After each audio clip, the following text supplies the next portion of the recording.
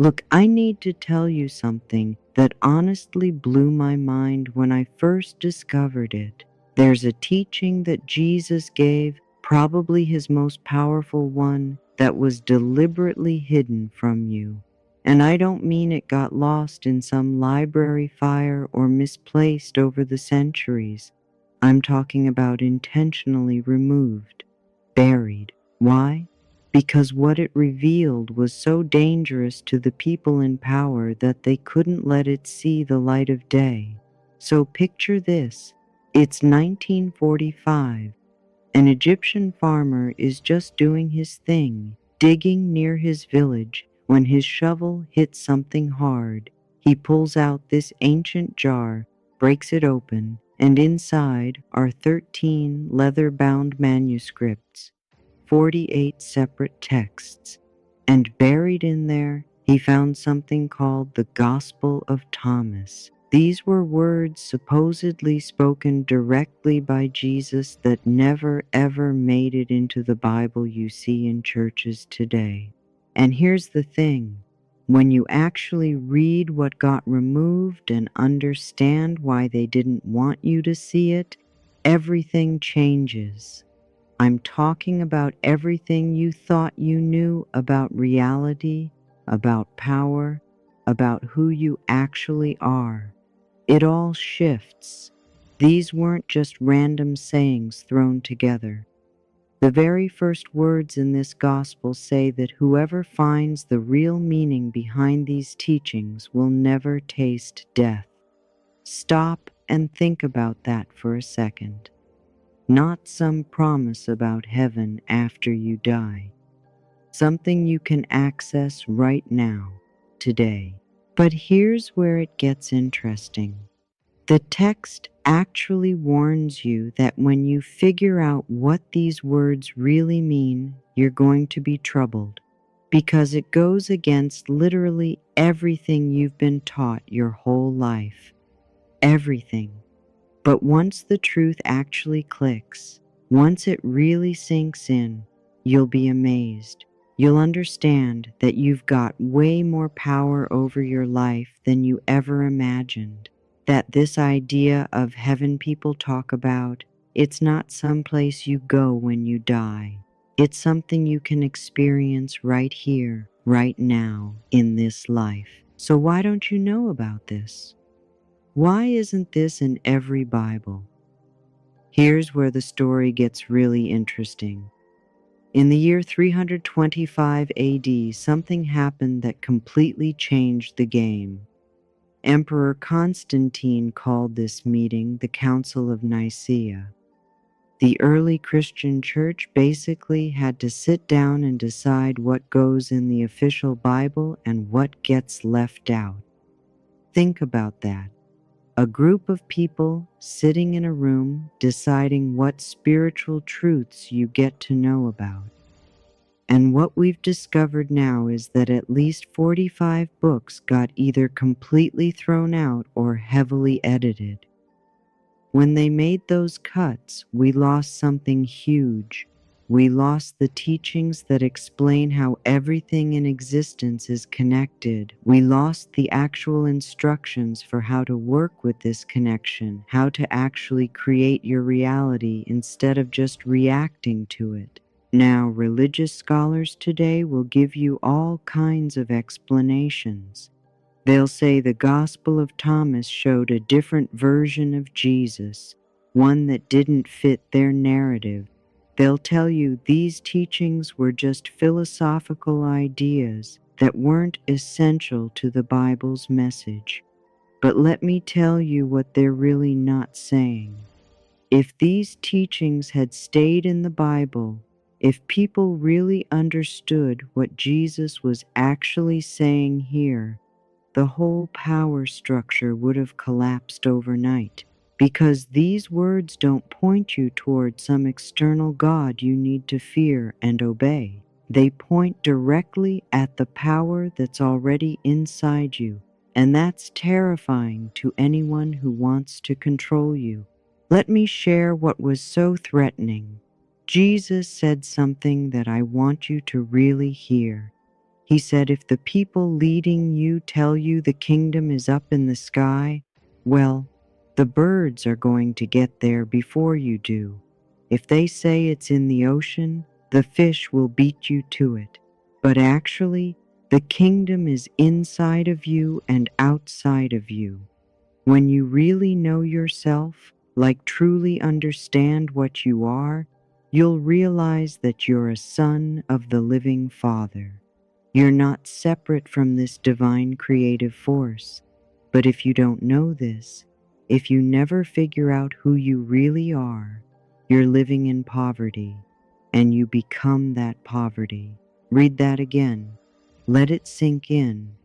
The kingdom, the power, the creative force of everything, it's not somewhere else. It's not floating around in the clouds waiting for you after you die. It's inside you, right this second. And here's the part that scares every institution built on control. When you truly get this, when you understand what you actually are, you become known. You realize you're not separate from the divine or source or God or whatever you want to call it. You're literally an expression of it. The same consciousness moving through everything is moving through you right now. But listen to this. If you don't know this truth, if you go through life believing that power belongs to someone or something else, authorities, institutions, some deity you need to fear, then you're living in poverty. Not just broke, spiritually poor, creatively poor. And you actually become that poverty because here's the wild part. You create your external reality based on what you believe internally. The kingdom is inside you and outside of you. You get what that means? You're literally creating your outside circumstances from what's happening inside. Your thoughts, beliefs, emotions, they're not just reacting to the world around you. They're actually building it, shaping it, molding it. That's why Jesus said, if you don't fast from the world, you won't find the Father's domain. Translation: if you can't stop giving all your attention and power to the things that stress you out, if you keep believing that outside stuff controls your life, you're going to keep experiencing exactly that. You'll stay stuck in this loop of just reacting instead of actually creating. Okay, so there's more. When people asked where we come from, Jesus told his disciples to answer like this: we came from the light, the place where the light came into being on its own and then showed up as physical form. We're its children. And the sign of the Father in us? It's movement and awareness. Now, this word light isn't just some poetic thing. He's talking about consciousness itself, the awareness that exists before anything takes physical shape. Everything you see around you, your phone, your coffee cup, the building you're in, every single person, it all started as consciousness, as pure potential before it became physical. You are that same consciousness that's taken a body. And get this, that same consciousness is in everything. The tree outside, the rock on the ground, your neighbor, me, you. All of it. We're all the same consciousness, just expressing itself in different forms. It's what quantum physics talks about when they describe this unified field. It's what spiritual people call source or God or the divine. Different words, same thing. Think about what this actually means for a second. Before you were born, before your body formed in your mother's womb, consciousness existed. After your body eventually dissolves and returns to dust, consciousness will still exist. So you're not actually your body.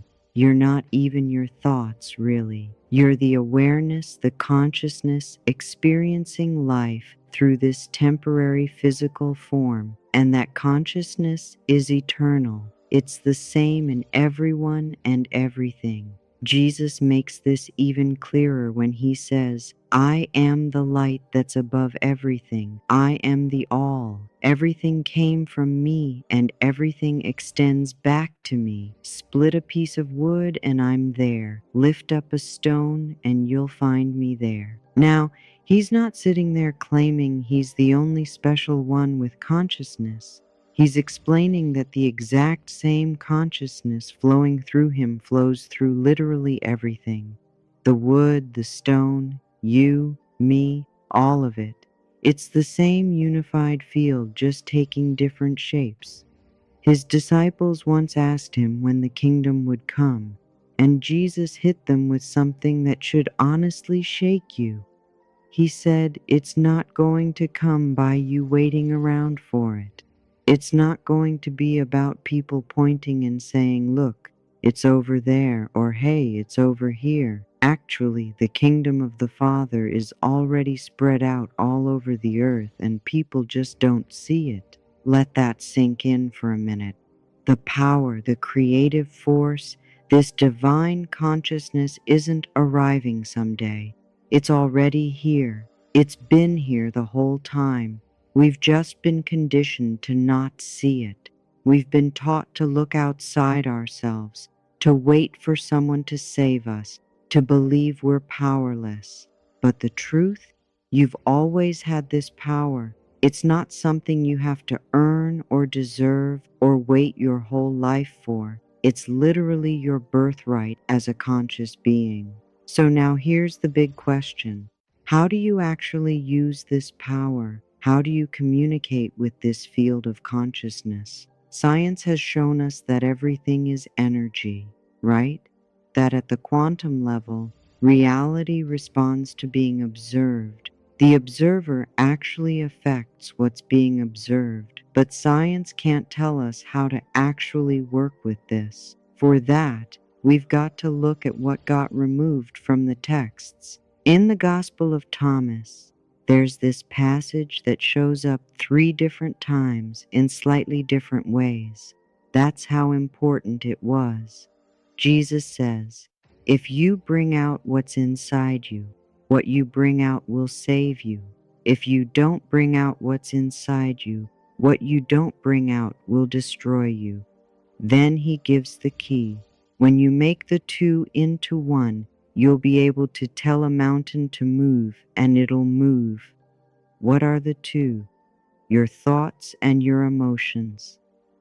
In another verse, he says, when the two make peace with each other in this one house, and he's talking about you, your body, your being, when thought and emotion make peace in this house, you can tell the mountain to move and it will. So he's clearly saying that when you combine your thoughts and emotions into one unified force, you've got the power to literally reshape reality. But he still hasn't told us exactly how to do that. That's the next piece of the puzzle. You know that phrase, ask and you shall receive? Everyone's heard that, right? I know people who ask and nothing happens. Here's why. The asking isn't done with your voice. It's not about begging and pleading like, please, please bring this into my life. That's not how it works. To ask, you've got to speak to this field, this consciousness in a language it actually recognizes. And the field doesn't hear your words. It responds to the power of your heart. Your heart creates electrical and magnetic waves when you feel emotions. That's the language. So when you create the feeling in your heart as if your prayer is already answered, that generates the waves that actually bring the answer to you. Now, in the King James Bible, John chapter 16, verses 23 and 24, you've got the condensed, edited version. It says, whatever you ask the Father in my name, he'll give it to you. You haven't asked anything in my name yet. Ask, and you shall receive, so your joy may be full. Okay, sounds simple enough. Except here's the thing, they took out two sentences, two critical sentences that actually explain how to ask. In the 4th century, when they were editing everything, those two sentences disappeared. Want to see what they removed? When you go back to the original Aramaic and look at new translations, it starts out pretty similar. All things that you ask directly from inside my name, you'll be given. So far you haven't done this. But then come the lines they deleted. Ready for this? Ask without hidden motive and be surrounded by your answer. Be enveloped by what you desire so your gladness can be full. Be surrounded, be enveloped. It's not telling you to say some words and hope for the best. It's instructing you to feel like you're already wrapped up in your answer right now. If you want healing in your body, feel what it's like to already be healed, not tomorrow or next week, but right now. If you want the perfect relationship, don't hope for it or wish for it. Feel what it's actually like to have that relationship today. If you want abundance, feel abundant now. This is how thought and emotion become one. You're thinking about what you want while simultaneously feeling the emotion of already having it. They merge together into this single frequency, this vibration that the field picks up on and responds to. Ask without hidden motive. What does that mean? It means no judgment. Don't label your current situation as terrible and your desired outcome as perfect. Don't ask from ego, from this place of I need this to prove something or to look good. Ask from your heart, without all the labels of right, wrong, good, bad. Just pure feeling, pure vibration. The Buddhist traditions teach this exact principle, and now you can see it was in Christianity too, before it was removed. Let me tell you about something that happened at a medicine-less hospital in China. This isn't some story someone made up. This was recorded, documented with actual medical equipment. Practitioners gathered around a woman who had a cancerous tumor the size of a tennis ball. They had her hooked up to an ultrasound machine so they could watch everything in real time. What happened next is honestly hard to believe if you haven't seen the footage. In under 3 minutes, on that ultrasound screen, the tumor disappeared, not shrank a bit, completely vanished, gone. The doctors watching couldn't process what they were seeing. The recording exists. The documentation is real. This actually happened. So how? The practitioners didn't fight the cancer. They didn't go to war with it. They didn't pump chemicals into her or blast it with radiation. And this is the key. They didn't judge the tumor as this evil thing that needed to be destroyed. They just accepted it as one possibility out of infinite possibilities sitting in the quantum field. The cancer was real, sure, but the woman being perfectly healthy was just as real as a possibility. Both existed in potential. Then they chose a different reality, not by fighting or forcing, but by shifting their frequency, their vibration. They gathered their minds and hearts together and felt, with complete certainty, the feeling of the woman already being healed. Not hoping she'd heal, not praying she'd heal. They felt it as if it had already happened. Past tense, done deal, complete. They chanted this phrase that translates to already done, not it's going to be done, not it's becoming done, already done. And when they got really into it, they added now, not tomorrow, not next month, not in 10 minutes, now, this exact moment. Because here's the thing about the quantum field. There's no such thing as time there. There's only now. The past is just a memory. The future is just a possibility. The only moment where you actually have power is right now. And in that present moment, holding that frequency of the healing being complete, the quantum field responded immediately. The tumor, which was just energy vibrating at a certain frequency, stopped existing at that frequency. It transformed, dissolved, returned to pure potential. This lines up perfectly with what this philosopher Neville Goddard taught back in the 20th century. He said, "You've got to make your future dream a present fact by assuming the feeling of your wish being fulfilled. Not by hoping it'll happen eventually, but by feeling like it's already happened right now." And this isn't some new age stuff people just made up. This is ancient wisdom that got deliberately cut out of your religious texts, because if everyone understood this, they'd realize they don't need priests or churches or institutions standing between them and creative power. Think about martial artists when they break concrete blocks. If you've never watched this in person, picture it. A martial artist is standing in front of a stack of concrete blocks, sometimes 3 blocks, sometimes 4, 5 blocks stacked up. Each one of these blocks could hold up a car. They're solid, dense, seemingly impossible to break with your bare hand. The martial artist takes a breath, focuses, and boom, one strike. Their hand passes through all of them. The blocks just shatter into pieces. How is that even possible? A human hand is flesh and bone. Those concrete blocks are way, way harder. Logically, the hand should break, not the concrete, but it works every time when it's done right. And here's the secret. It's the exact same secret Jesus was teaching. The martial artist isn't thinking about their hand hitting the block. If they focused on the impact, on flesh meeting concrete, their brain would freak out about the pain.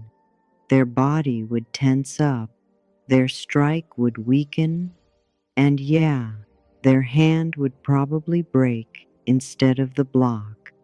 So what are they actually doing? They're focusing on the space below the blocks, on where their hand is going to be after it passes through. They visualize their hand already in that space beyond the obstacle. They feel it as if their hand has already traveled through the blocks and arrived at the target point. Their whole consciousness isn't on the problem, isn't on the obstacle, isn't on the blocks at all. It's on the result, the outcome, the space beyond. And because their consciousness, their energy, their entire intent is already beyond the obstacle, their physical hand has to follow. The blocks don't have a choice. They have to break because the martial artist's whole being is already on the other side. That's the perfect metaphor for how this works in your life. Stop focusing on the obstacle, the problem, the current situation you don't want. Don't put all your energy into staring at the concrete blocks of your circumstances, thinking about how hard they are, how impossible they seem, how much it's going to hurt to try breaking through. That's not where your attention should go. Focus beyond it. Put your awareness in the space where you already have what you want. Feel yourself there now, in your mind and heart, and watch your physical reality catch up. The blocks have to break. Reality has to match the frequency you're holding. When Jesus said the kingdom of the Father is spread out all over the earth and people don't see it, this is exactly what he meant. The creative power, the consciousness, this unified field, it's everywhere, all the time. It's not hiding from you. You've been hidden from it by all these layers of conditioning telling you that you're separate, powerless, dependent on outside authorities to save you. The Gospel of Thomas is all about our connection to consciousness and everything that exists.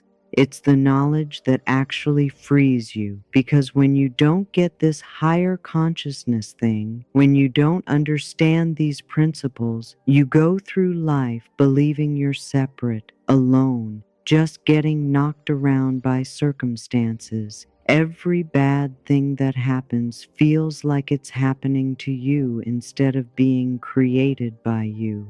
You feel powerless against life, like you're just being tossed around with no control. You wait for life to give you permission to be happy, to be successful, to feel fulfilled. You need other people to validate you. You wait for authorities to save you. You think circumstances have to line up perfectly before you can feel good. But listen, when you finally get who you really are, when you recognize that the same consciousness speaking through Jesus is speaking through you right now, when you realize the kingdom isn't coming someday because it's already here, everywhere around you and inside you, everything shifts, not just in your head, in real, practical, tangible ways. You stop being a victim and start being a creator. You stop just reacting to whatever life throws at you and start consciously shaping what shows up. You understand that every single circumstance in your life exists because some part of you, usually without even realizing it, has been vibrating at the frequency that matches that circumstance, that job you can't stand, the relationships draining your energy, the money problems, the health stuff. They're all mirrors showing you the frequencies you've been putting out. And look, this isn't about blaming yourself. This is about recognizing your power. Because if you created it, even unconsciously, you can change it. You break free from whatever reality isn't serving you by replacing that false image of yourself, that limited, separate self, with the truth of what you actually are. You're not some powerless human hoping a god somewhere decides to help you out. You're not small. You're not insignificant. You're not unworthy or lacking anything. You're consciousness itself, just temporarily walking around in this physical form with the full creative power of the entire universe flowing through you every single second. The same power spinning galaxies, growing trees from tiny seeds, healing cuts on your skin without you even thinking about it. That's your power. It's not separate from you. It is you. The two have to become one. Thought and emotion, mind and heart, what you want and the feeling of already having it. Every mystical tradition talks about this sacred marriage, the union of masculine and feminine energies inside you. When these merge, when you can hold that unified frequency without doubt, without judgment, without hidden motives, without ego getting in the way, you're speaking the language this field actually recognizes. And the field has to respond. The mountain has to move. Reality has to shift. This isn't about religious faith, like believing really hard in something that might not be true. This is actual physics. This is how consciousness works. This is the mechanism, the process by which non-physical stuff becomes physical. Think about it this way. Every single thing in your physical world right now was just a thought, just consciousness before it became real. The chair you're sitting in, the phone or computer you're looking at, the building you're in, all of it existed as ideas in someone's mind first. The architect imagined the building, the engineer imagined the device, the craftsman imagined the chair. Their consciousness, their thought combined with the feeling and belief that it could actually be made real, and boom, it became real. They brought out what was within them. You're doing this constantly, usually without even realizing it. When you worry about money, you're thinking thoughts of lack and feeling the emotion of lack, and guess what shows up? More lack. When you stress about your health, you're thinking illness and feeling illness, and you manifest more illness. When you're afraid of being rejected, you're thinking rejection and feeling rejection, and you create more rejection. You're creating all the time. The only question is, are you doing it consciously or unconsciously? Are you creating what you actually want or what you don't want? And this is exactly what they didn't want you to know.